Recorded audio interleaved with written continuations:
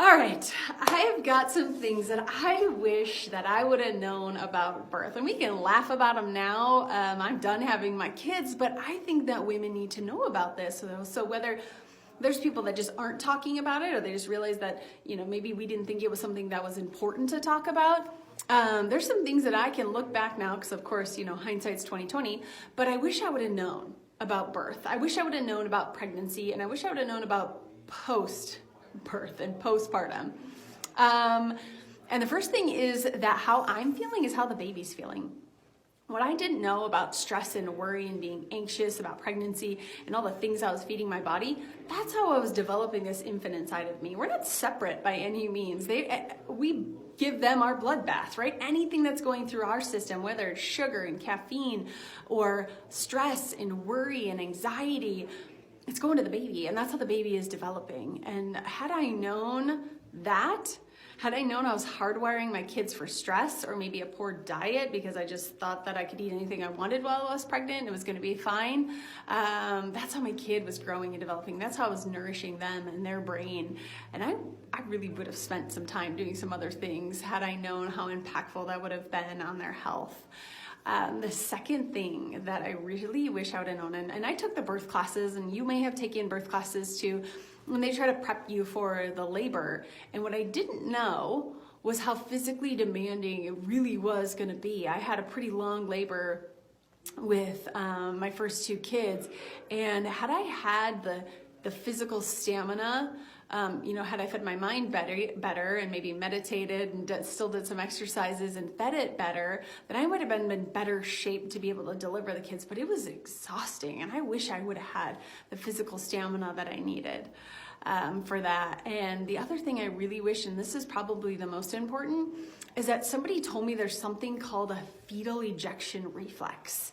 And no one told me about this. They'll tell you, push when you're ready.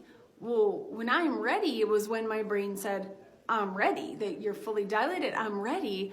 And I just started pushing. And what I never felt until the end of my second labor was something called the fetal ejection reflex. And it's like that vomiting reflex that you feel when your body just literally clamps down together.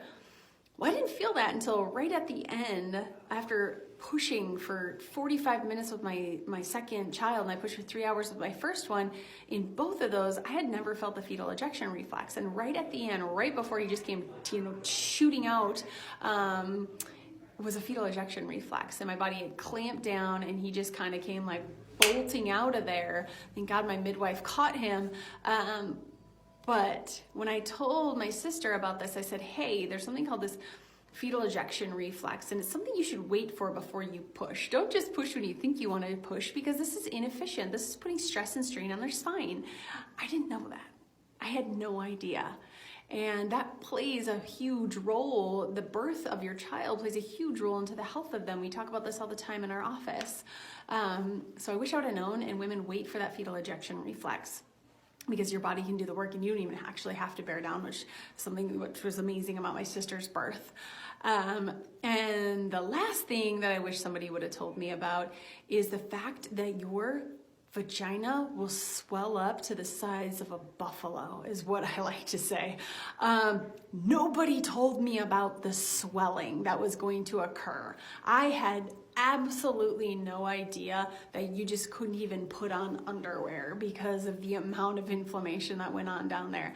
I was mortified. Nobody told me about it. I was extremely petrified about it. It took weeks for the swelling to come down, and this might not happen to everybody, but you got to know, especially if you're inefficiently pushing it out and waiting for that fetal ejection reflex, and maybe you're not in really good shape and you are feeling stressed about it, that sucker's going to swell up, and it's going to take some time to come down. That's when I wish I would have known about essential oils and any other thing that could have helped pull the inflammation out of there, because I had a hard time walking and had to be stitched up. So Seriously, there are some probably more things, but those are the ones that really stick out in my mind that women need to know, and I would have loved to have known that. I'm also going to have an interview coming up with a midwife who does home births, who's absolutely amazing and beautifully just versed in a lot of this stuff. So we're gonna have a conversation with her, and I hope we can get you guys even more filled up and more educated and not be freaked out, but just prepared for birth, because it's something really powerful that we get to do, and we should be super grateful that we get to do. But sometimes we just kind of let the world freak us out about it, knowing it's just a beautiful natural thing bringing a human into the world.